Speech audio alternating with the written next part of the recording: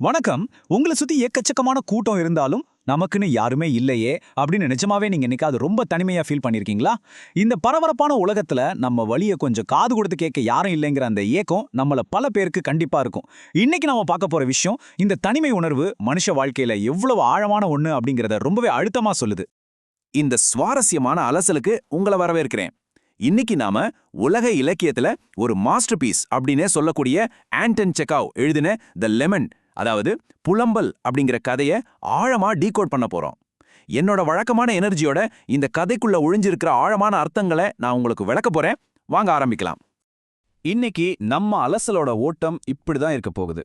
சிறுகதை வடிவம்னா என்ன, செக்காவ் சொல்லும் வாழ்க்கையின் அவலம், ஒரு அப்பாவோட தாங்க முடியாத துயரம், இந்த நகரத்தோட அலட்சியம், அப்புறம் அவரு கிடைச்ச ஒரு வித்தியாசமான நண்பன், கடைசியா இன்றைய சமுதாயத்துல பச்சாதாபம் எந்த நிலைமையில இருக்கு, இது எல்லாத்தையும் நம்ம அடுத்தடுத்து பார்க்க போறோம்.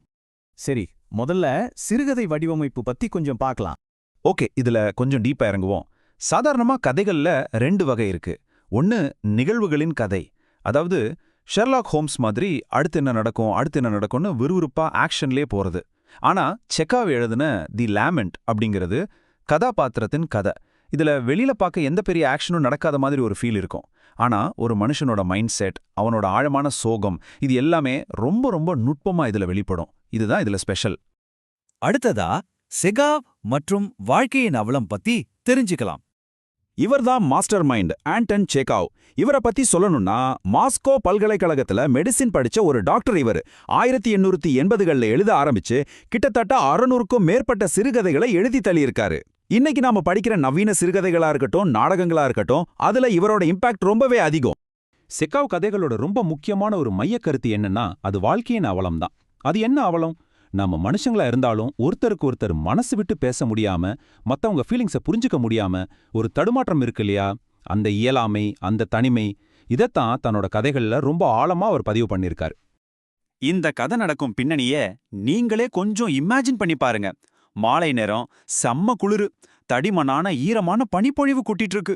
சுத்தி மங்கலான வெளிச்சம், அச்சுறுத்துற மாதிரி பெரிய பெரிய விளக்குகள், சத்தம் போட்டுட்டே இருக்கிற வாகனங்கள்.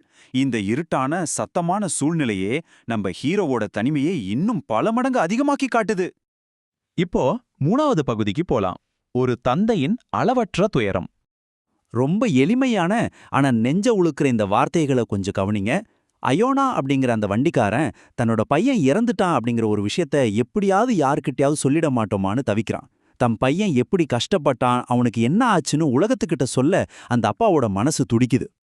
அடுத்ததா அலட்சியமான நகரம். இந்த பரபரப்பான சிட்டி அந்த அப்பாவோட வழிக்கு எப்படி ரியாக்ட் பண்ணுதுன்னு பாப்போம். அயோனா தன்னோட பாரத்தை இறக்கி வைக்க, அதாவது தன்னோட துயரத்தை பகிர்ந்துக்க மொத்தம் 4 பேர்கிட்ட முயற்சி பண்றான்.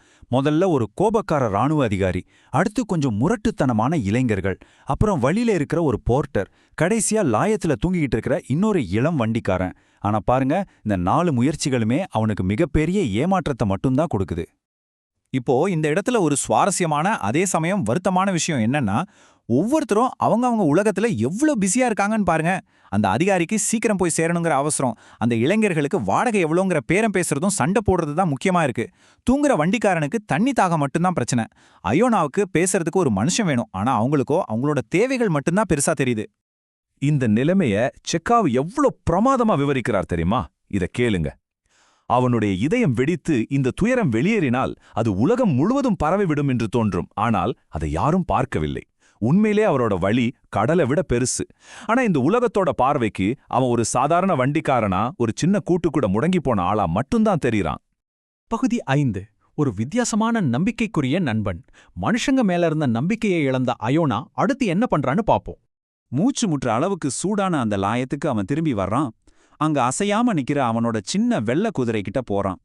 இந்த குதிரை பார்க்க ஒரு களிமண் பொம்மை குதிரை மாதிரி நின்னாலும், அதுவும் ஏதோ ஒரு ஆழமான சிந்தனையில இருக்கிற மாதிரி தான் அந்த சீன் அமைஞ்சிருக்கு. அயோனா அந்த குதிரை கிட்ட ரொம்ப மென்மையா பேச ஆரம்பிக்கிறான். இப்போ குஸ்மா இல்ல, உனக்கு ஒரு குட்டி இருந்து அது உன்னை விட்டுட்டு செத்து போனா உனக்கு எவ்வளோ கஷ்டமா இருக்கும். அது மாதிரி தான் என் மகனும் என்னை விட்டுட்டு போயிட்டான் அப்படின்னு சொல்லி தான் வலிய கொட்டுறான்.